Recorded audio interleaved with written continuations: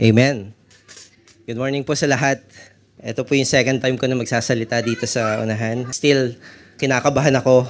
Pero praise God, si Lord yung magsasalita sa akin. Siya yung nasa harapan ko. At siya yung magsasalita at mangungusap sa bawat isa. Start po natin to sa prayer.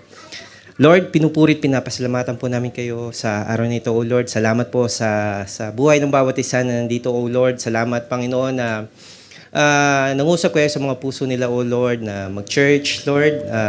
Present sila dito, O Lord. Salamat, Panginoon. Kasi sa message na ibibigay niyo, O Lord, sa kanila, thank you, Lord. Thank you for this message, O Lord. Gamitin niyo po ako upang maipahayag yung salita. Itago niyo po ako sa inyong likuran, O Lord. Thank you for your knowledge, for your wisdom, O Lord. Your revelation ay bibigay niyo sa akin during the message, O Lord. Salamat po. Buksan niyo po ang mga puso ng bawat isa na sa pakikinig, O Lord. Magrema po ito sa kanilang puso, O Lord. Thank you so much. In Jesus' name we pray. Amen. Buksan po natin yung ating Bible sa Acts chapter 3, verse 1 to 10. Sabi po dyan, one day, Peter were going to the temple at the time of prayer, at 3 in the afternoon. Now, a man who was lame from birth was being carried to the temple gate called Beautiful. Sabihin nga po natin, Beautiful. Beautiful. Where he was put every day to beg from those going into the temple courts. When he saw Peter and John about to enter, he asked them for money. Peter looked straight at him, as did John. Then Peter said, "Look at us." So the man gave them his attention, expecting to get something from them. Then Peter said, "Silver or gold I do not have, but what I do have I give it in you. In the name of Jesus Christ of Nazareth, walk." Taking him by the right hand, he helped him up, and instantly the man's feet and ankle became strong. He jumped to his feet and began to walk. Then he went with them into the temple courts, walking and jumping and praising God. When all the people saw him walking and praising God, they recognized him as the same man who used to sit begging at the temple gate called Beautiful, and they were filled with wonder and amazement at what had happened to him. Amen? So, ang message po na share ko po sa inyong, sa araw na to, pinapagatan ko pong, this is not just another day. Can we say, this is not just another day? This is not just another Sunday na usual na pumupunta tayo. This is not just another preaching na nasanay na tayo tuwing Sunday na nakakarinig tayo ng preaching. This is not just another preacher. Because today, it's different. Today, you will encounter Jesus Christ that never before. You will encounter Jesus Christ here. Si Jesus Christ mangungusap sa puso mo. Si Jesus Christ may encounter mo ngayon. Amen? Sa Acts chapter 3, verse 1 to 3 na binasa natin, dito po si God, si Lord Jesus Christ, dito po niya pinakita kung paano niya sinet up yung grace ng ating Panginoon para ma-encounter niya itong beggar na to. Di ba? One day, Peter and John, so ang kwento po nagsimula sa dalawang mahirap na preacher na wala silang pera, wala silang silver, wala silang gold, pero meron silang pananampalataya na galing sa ating Panginoon. Amen? Sino po dito yung nagpunta ng church na walang pera, pero meron pananampalataya sa ating Panginoon? Amen? Yung tipong, na-experience na po ba yun? Yung tipong punta kayo ng church, walang-wala kayong pera. Pero dahil Sunday, gusto nyo pumunta ng church, makapakinig ng salita ng Panginoon, may taas natin yung kamay natin, makapagpuri sa Kanya. Doesn't matter kung uuwi tayo na wala tayong pamasahe pa uwi. Doesn't matter kung may maghahatid ba't sa atin pa uwi. Have you ever experienced minsan sa buhay nyo? Amen? Kasi literally, ako, na-experience ko yun multiple times. Especially yung nag-rema sa isipan ko, 6 years ago, gumising kami ng umaga. Kasama ko yan. Ayan, sina Kambal, si GJ, yung isang friend namin. Walang-wala kaming pera. 6 years ago, pero Sunday, alam mo yun, yung gusto mo magpuri sa Panginoon, pamasahe lang laman ng bulsa namin, and then nag-taxi kami, and then nag-church kami, papuri sa Panginoon, na yung Holy Spirit namin satisfied sa narinig naming gandang balita sa aming pastor. Amen? And then, later on, naglakad kami. Amen? So, but even though naglakad kami pa uwi, kahit wala kaming pamasahin, we're financially struggled during that time. Pero masaya kami, no? This event became testimony. Hindi to naging hadlang para hindi kami magpatuloy sa gawain ng ating Panginoon. Minsan nga, pagkakwentuhan namin alam mo ba, yung nag-church tayo before and then naglakad na lang tayo pa uwi. Tapos naging na yung testimony. But sa biyaya ng Panginoon, salamat kay Lord kasi alam mo yon, yung hindi niya lang kami binigyan ng pamasahe pa uwi, pero binigyan niya pa kami ng mga bagay na magagamit namin para papunta ng church at pabalik at magamit sa gawain ng Panginoon. Amen? So, yung mga problema na nararanasan nga natin ngayon, later on, marirealize natin, magiging testimony yun sa buhay natin. Magiging testimony yun ng biyaya ng ating Panginoon. Amen? Kwento nagsimula sa dalawang broke preacher na walang pera nga, walang silver, walang gold. But it's so fascinating to me that itong dalawang preacher na to, magkasama. No? So, mapapansin natin, kung magbabasa tayo ng Bible natin, etong si Peter and John, meron silang opposite na character. Sila yung tipo ng character na hindi pwedeng pagsamahin. Sila yung tipo ng character na tubig at langis. No? Na hindi mo pwedeng pagsamahin. Alam nyo naman yung character ni Peter, siya yung tipo na mapagsalita, outspoken, opinionated. So, yung nagsasalita muna bago mag-isip, nagpo-pose muna bago mag-isip. Ganyan si Peter Ganyan yung character ni Peter. While naman si John, ang character niyan, siya yung reflective, tahimik lang na tao. Nakikita mo lang sa gawa niya. Even yung yung pangalang ng name nila, talagang opposite Alam naman natin yung meaning ng name ni Peter is stone. Law was engraved in the stone, right? And John, yung meaning ng name niya is grace. Amen? Minsan lang ko nakita sila na kasama nila si Lord Jesus Christ. Naalala niyo ba yung kwento ng nakasulat sa Bible, yung transfiguration of our Lord Jesus Christ? Siguro na pag-aralan na natin to sa ating Bible study, right? So, during that time, nakasama ni Lord Jesus Christ si Peter, si James and John, and then si Moses and Elijah nagpakita. And then, nag-transfigure si Lord Jesus Christ. And then, nung nawala yung ilaw, nakita na lang ng 3 disciples na to, si Jesus Christ, right? Bakit itong 3 disciples na to ang kasama ni Lord Jesus Christ? Ang dami niya naman disciples, which is 12, right? Kasi nga meron pinapakita si Lord Jesus Christ sa atin na ang law to be replaced by grace. Alam natin si James, yung pangalan niya is to be replaced. So, ayun yung pinapakita. Ito lang yung mga event na nakikita ko na magkasama itong dalawa na to. Even though na magkaiba sila ng character, there's something special na nangyari after the cross. There's something special nung na-receive nila yung Holy Spirit from our Lord Jesus Christ. Wala pang 2 months nang hangyari itong event na to. Na-receive nila si Lord Jesus Christ. There's something special that brought them together, no? After crucifixion of Lord Jesus Christ, after resurrection of Lord Jesus Christ, na-receive nila yung Holy Spirit, there's something na special sa nangyari. Kaya, even though you are different characters, different perspectives sa buhay, because of the Holy Spirit came to you at lumalabas sa'yo, nag-iiba kayo. Nagsasama-sama kayo sa isang katawan. Amen? Katulad sa church, meron tayong mga iba't ibang characters, iba't ibang perspective sa buhay, iba't ibang opinion about anything, iba't ibang theology ng mga simbahan. Pero pagdating sa cross, nagsasama-sama tayo, right? Pagdating sa crucifixion and resurrection of Jesus Christ, nagsasama-sama tayo sa isang katawan ng ating Panginoong Hesus. Amen? Dito sa church, hindi tayo nagko-compete. Hindi tayo nagko-conflict to each other. We are here to complement each other. We are here to supplement each other. We are here to complete each other. Amen? So, sabi dyan, one day, Peter and John were going to the temple at the time of prayer at 3 in the afternoon. So, please take note of yung 3 in the afternoon. So now, a man who was lame from birth, can we say lame? Lame. Pag sinabi nating lame, ito yung mga sitwasyon or ito yung genital conditions na hindi natin hawak, no? So, itong man na to, si Luke itself na nagsulat ng Acts, Book of Acts, dinescribe niya itong person na to, itong man na to, was lame from birth.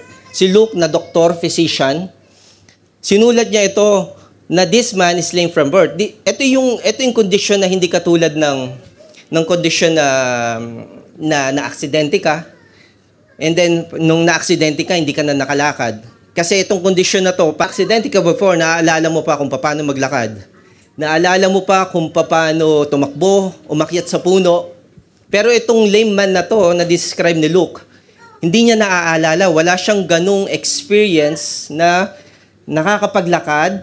Wala siyang muscle strength. Okay? Which is compared before na na-aksidente ka, meron ka muscle strength. Pero itong lame man na to, wala.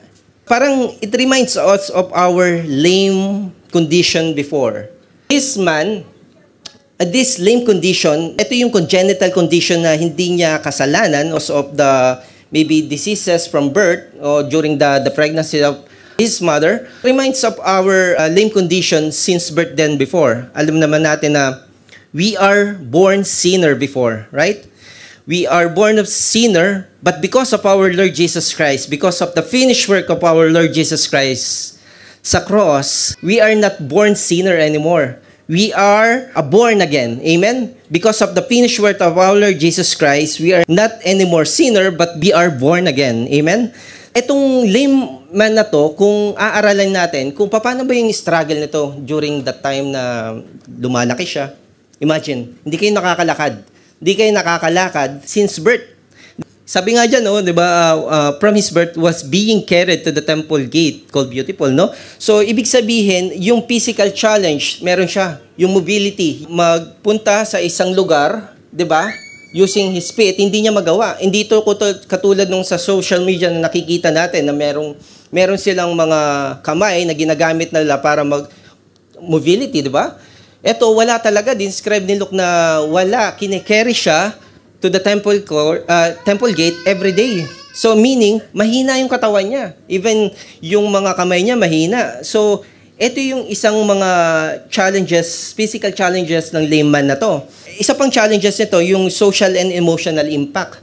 Imagine, feeling isolated during that time because hindi naman siya nakikipaglaro sa mga kaibigan niya. Diyan na develop yung low self-esteem niya, di ba? Kasi nga, because of his condition, then yung social interaction niya, magiging mahihain yan, di ba? Ganun yung pwedeng nangyari sa lame man na to during growing up.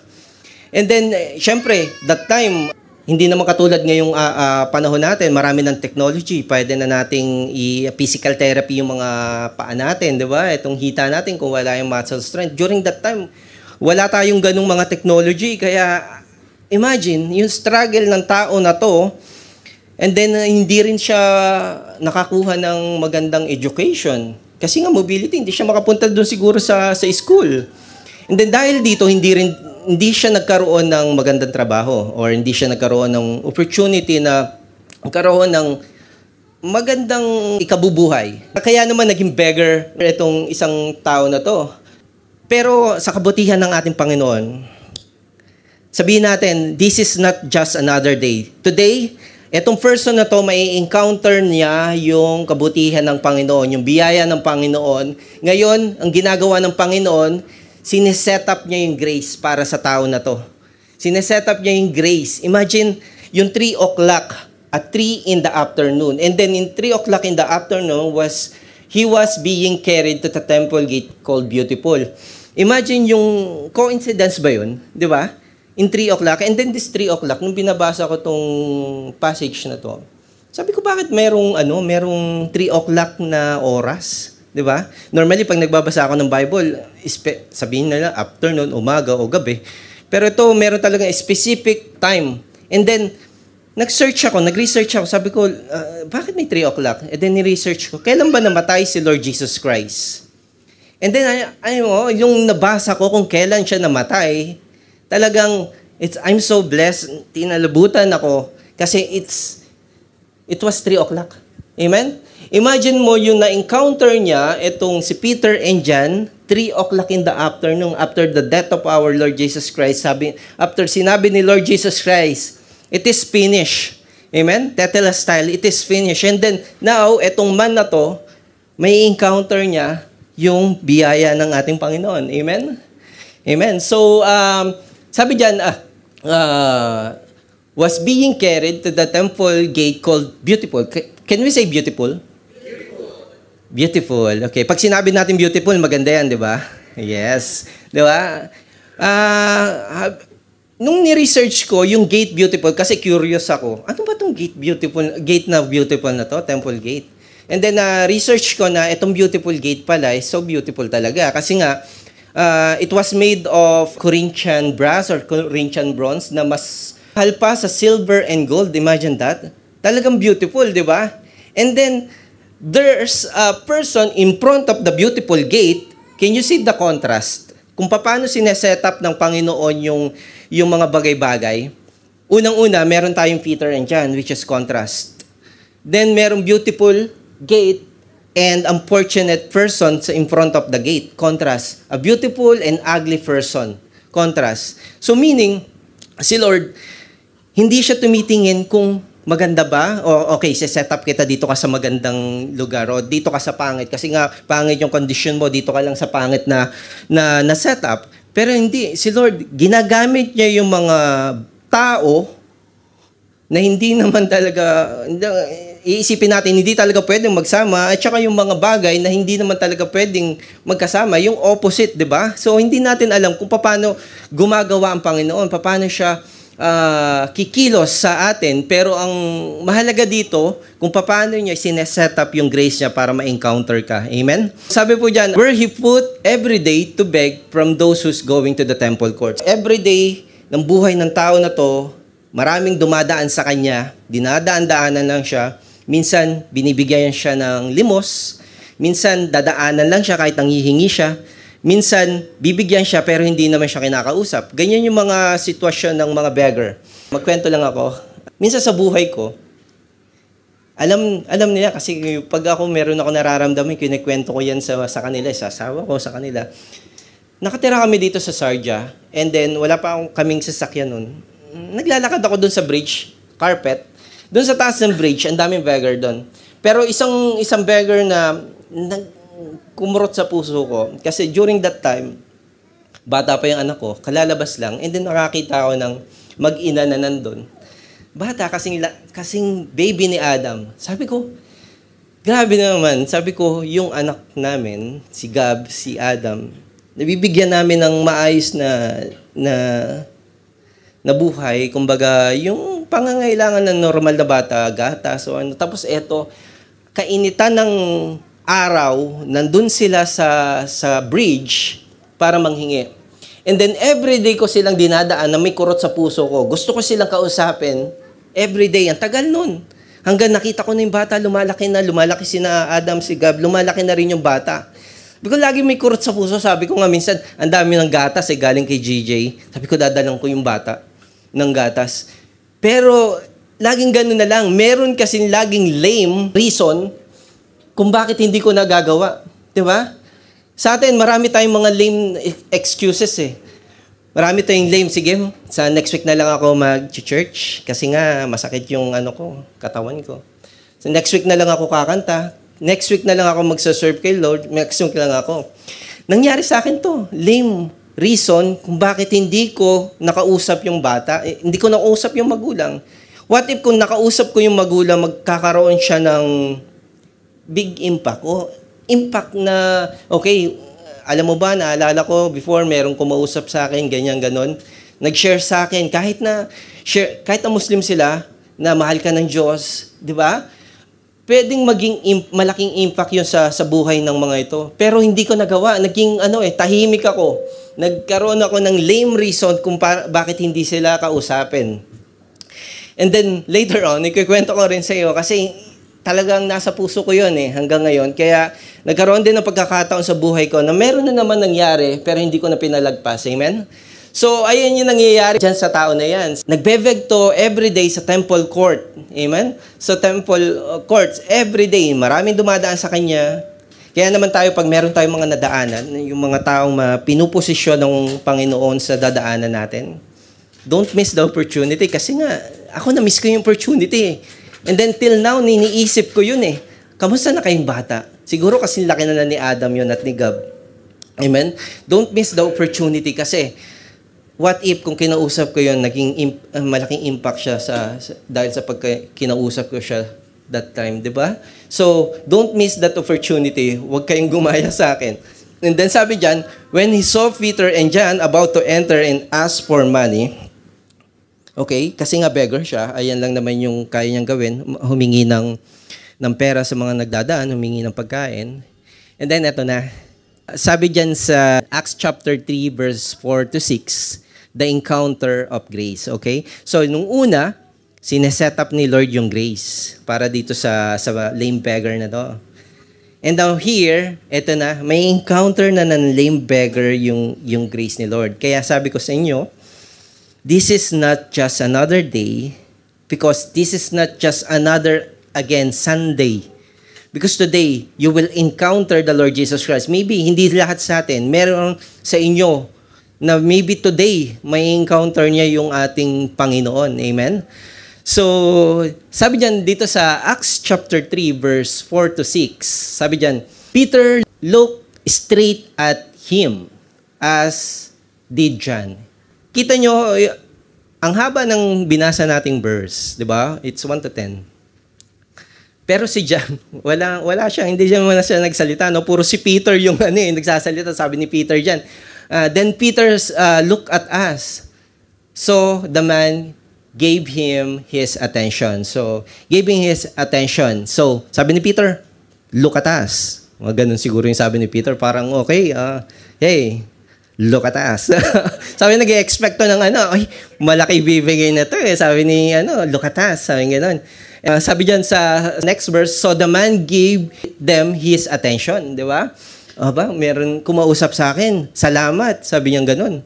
Meron din kumausap sa akin kasi yung ibang tao, dinadaan-daanan lang ako, binibigyan lang ako ng pera. Pero okay, laglag lang na ganyan. Di ba ganun tayo pag merong mga beggar na nasa laglag na ganyan. Minsan, dinadaanan mo lang. Minsan, tinitignan mo lang. Hindi natin kinakausap, di ba? Bigay lang, ganun. Walang, hey, kamusta? Okay ba yung buhay? Pero ito, sabi dyan, Peter said, look at us. E di napatingin siyang ganyan. Uy, malaki bibigay nito.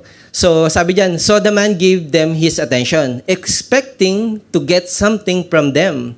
And then, ito pa yung nakakatuwang verse dito eh. Sabi dyan, then Peter said, silver or gold I do not have. Di ba? Sabi niya, look at us. Sabi niya, nag-expect ng, okay, magbibigay ito ng kung ano. But sabi, silver or gold I do not have. Sabi, ano kayong iisipin ng, nung beggar na yon? Wala siyang silver, wala siyang gold, basically, wala siyang pera, no? And then, kinall out niya yung attention ko. And then, ito sabi diyan, what I do have, I give you. Amen? Ano ba meron tayo? Sige, wala tayong pera. Ano ba meron tayo? Na pwede nating i-share sa iba, maging channel of blessing tayo sa iba. Ang meron tayo, na mayaman tayo dyan eh. Meron tayo sa our Lord Jesus Christ. Meron tayo niyan. Nandito yan sa loob natin, di ba? Pwede nating i-share yan. Maging channel of blessing tayo sa ibang tao. Doesn't matter kung pera ba yan or possession or whatsoever. Pero yung word na sasabihin natin sa tao na may encounter natin, di ba? Is magiging malaking impact yan. In Jesus' name, magiging malaking impact yan sa kanila. At maaalala nila yan minsan sa buhay na nila na merong isang Pilipino, merong isang tao na kumausap sa akin at sinabi niya, mahal ako ng Diyos. Amen? So, sabi diyan, silver, gold, I do not have, but I do have, I gave you. In the name, sabi diyan, in the name of Jesus Christ of Nazareth, then say walk. Amen? So, sabi walk. Alam mo yung binigay sa kanya, minsan tayo, humihingi tayo ng kung ano-ano sa Panginoon eh, di ba? Humihingi tayo ng pera. Lord, bigyan mo ako ng ganyan. Lord, bigyan mo ako ng bahay. Lord, bigyan mo ako ng ganun. Lord, thank you sa ganito pagbibigay mo. Pero alam mo, sabi diyan, I do not have this. Sabi niya, I do not have gold or silver na na-expect mo na hinihingi mo sa akin. Pero kung ano meron, alam namin kung ano ang kailangan mo. Di ba? I do not have, but what I do have, I will give you. Alam ko yung kailangan mo. Alam ng Panginoon yung ano talaga yung kailangan mo. Alam ng Panginoon na hindi mo kailangan ng pera. Instead of pera, bibigyan ka ng Panginoon ng wisdom. Bibigyan ka niya ng wisdom para malaman mo kung paano kumita ng pera. Amen? Bibigyan ka niya ng, hindi ka niya bibigyan ng isda or whatever. Bibigyan ka niya kung paano mangisda. Bibigyan ka niya ng paano kumita ng pera. Bibigyan ka niya ng business, pero hindi pera. Ganito ang ating Lord. Kung magbigay siya, hindi yung kailangan mo lang sa ngayon and then tomorrow, wala na. Bibigyan ka niya kung ano yung magsusustain sa'yo sa buong buhay mo. Amen? At maging channel at blessing din tayo sa ibang tao. And then sabi diyan, in the name of our Lord Jesus Christ, ito yung the best part In the name of our Lord Jesus Christ. Lagi natin yan. Pwede naman sabihin ni Peter, okay, but what I do have, I give you. Okay? Then walk. Without the name of our Lord Jesus Christ. Dahil binanggit niya si Lord Jesus Christ, ito na, andyan na yung miracle. Ito na yung mangyayari. In the name of our Lord Jesus Christ, not His name of Nazareth, then walk. Amen? So, si Jesus, yung power, there's a power in the name of Jesus. Ang ganda ng kantang yan There's a power. So, yung name ni Jesus Christ ay yun yung pinaka-susi natin sa lahat ng blessings. 'Di ba? Kumbaga kung sa pinto meron tayong susi, eto, kung susi sa lahat ng mga blessings yung pangalan ng ating Panginoon. Kung kunyari humihingi tayo sa kanya, thank you in Jesus name. Lagi tayong ganyan, 'di ba? Para mag-overflow yung blessing. Yung blessing nandiyan Binigay niya ng lahat Ngayon na lang, hihingiin na lang natin, sasabihin na lang natin, banggitin na lang natin yung pangalan ng ating Panginoon para ma-receive natin yung blessings. Amen? Ito na, the miracle of grace. Amen? So ito na, mangyayari na yung miracle. Mangyayari na yung grace ni Lord dito sa tao na to. Sinet up niya yung grace. And then, sa pangalawa, yung encounter ng grace. Ito na yung miracle. Ito na yung miracle ng grace. Ano ba yung kailangan ng beggar na to? Unang-una, yung kailangan niya yung paano maglakad, di ba? Gusto niya makalakad. Hindi naman niya hiningi yung paano maglakad. Yung unang niya hiningi, pera, di ba? Pero yung hiningi niya, pero ang binigay ng Panginoon, hindi para pera, kundi paano ka gumawa ng pera. Pamamagitan ng meron kang strength ng makapaglakad ka, makapagtrabaho ka. Amen? Here, sa verse 7, taking him by the right hand and help him up. Amen? And instantly, the man's feet and ankle become strong. Can you imagine that? Di ba minsan gutom na gutom tayo? Naranasan niyo na ba yun? Yung gutom na gutom tayo, nanginginig tayo sa gutom. Di ba? Sobrang nginig kang ganun. And then, pagkakain mo, bigla kang lumalakas. Konti-konting yung muscle strength mo, lumalakas. So parang, hindi naman ganito yung nangyari during that time. Pero ito yung naiisip ko na pwedeng mangyari. Ganito yung feeling na nangyayari na, sabi dyan, taking him by the right hand. At saka ito taking him by the right hand. Okay, ito na. Yung blessing nag-overflow. Normally, para tayo ma-receive natin blessings because of our Lord Jesus Christ, right? And sabi din sa next verse na share ko na ngayon, it is impossible to please God, right? Without faith, it is impossible to please God.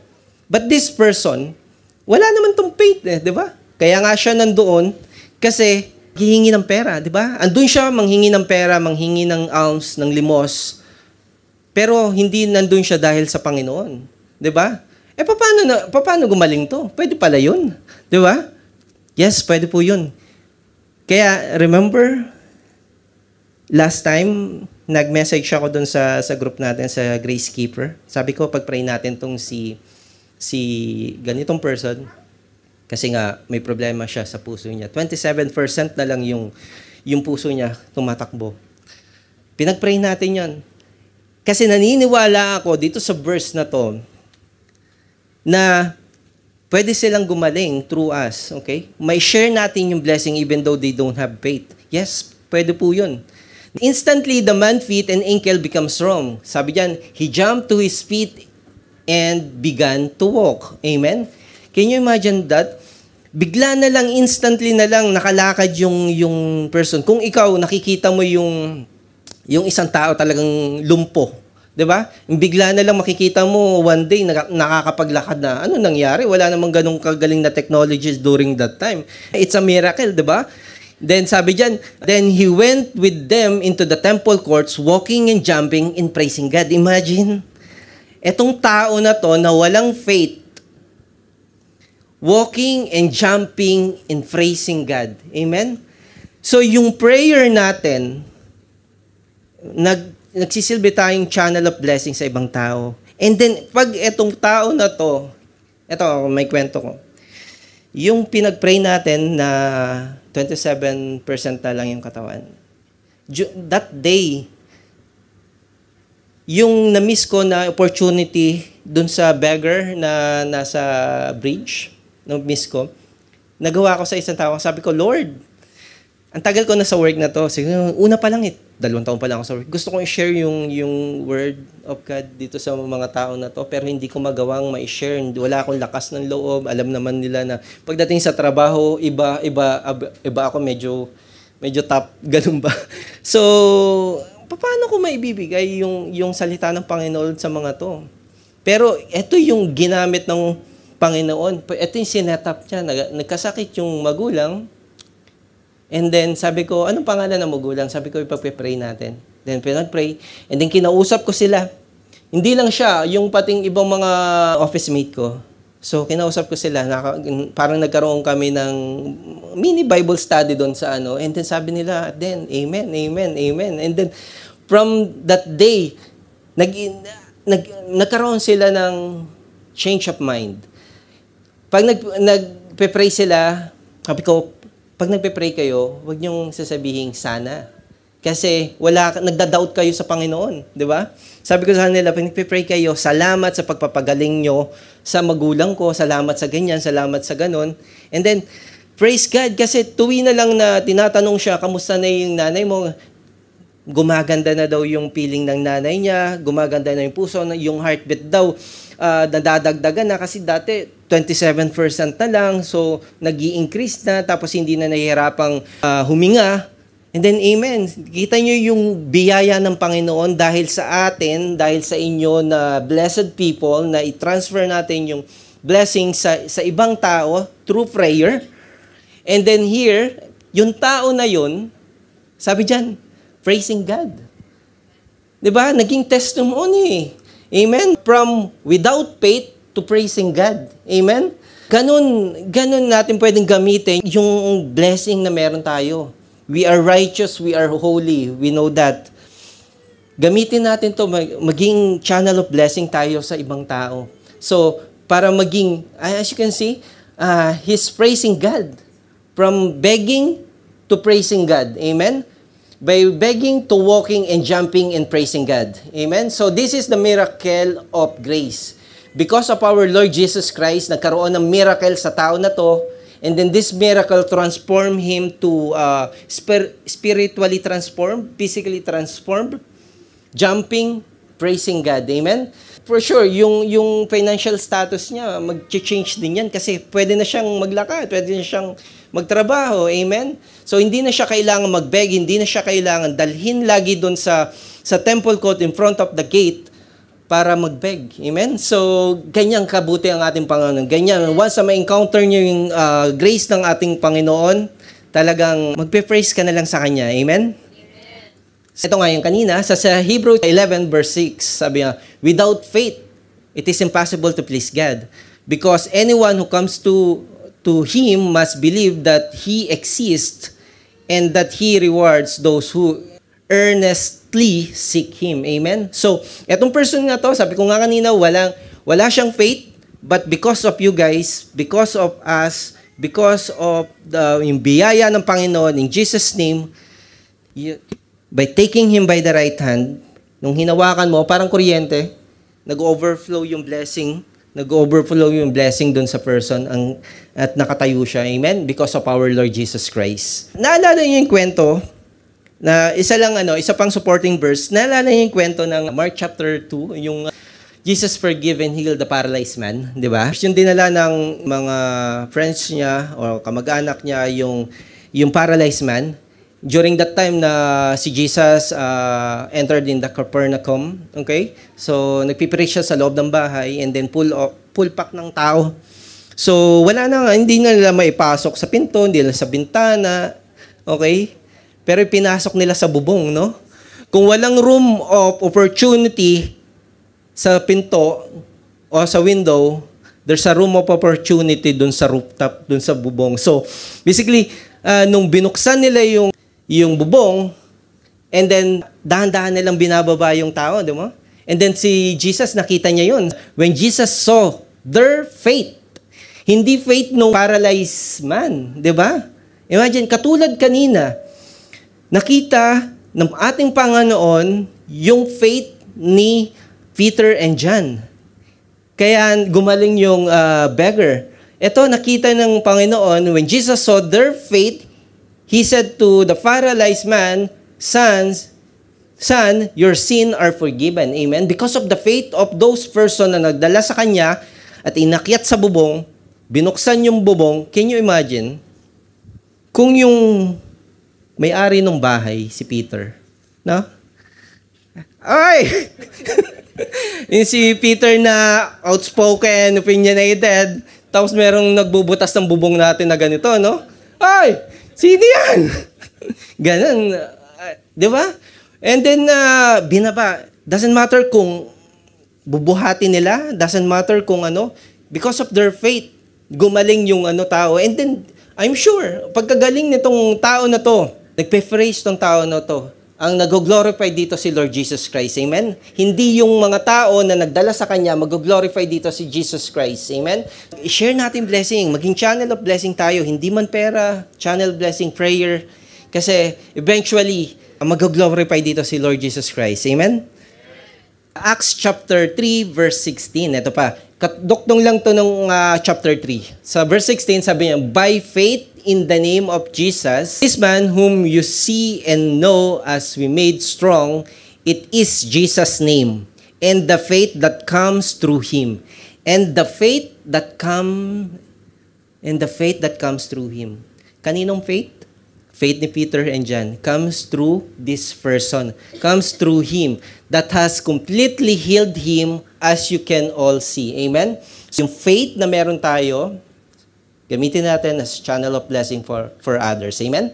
Sa Acts chapter 3, verse 8 to 10, witness of grace. Okay? So, kanina pinag-usapan natin, paano i-set up, paano yung miracle ng grace. Ito naman, yung mga tao na nandun, yung nakakita kung paano na-receive yung grace. Paano yung miracle ng grace.